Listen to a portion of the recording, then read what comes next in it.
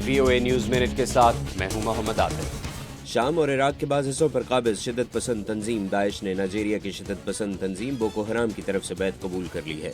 जुमेरात को एक सौती पैगाम में दाइश के तर्जुमान अबू मोहम्मद अल अदनानी ने कहा कि इससे उनकी तंजीम की कायम करदा इस्लामी खिलाफत में तोसी हुई है और वो मगरबी अफ्रीका में भी कायम हो गई है। अल अदनानी ने कहा कि खलीफा अबू बकर अल बगदादी ने सुन्नी मुसलमान भाइयों की हल्फिया बैत कबूल कर ली है। स्वीडन के प्रोसिक्यूटर्स ने हामी भरी है कि वो लंदन जाकर विकीलीक्स के बानी जूलियन असांज से जिनसी ज्यादती के इल्जामात की तफ्तीश करेंगे।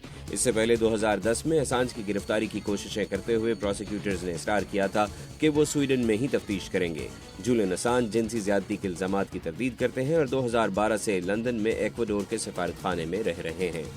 और थाईलैंड में हाथियों के कौमी दिन पर जश्न का समा है। दर्जनों हाथियों ने फल और सब्जियों के बफे का मजा लिया।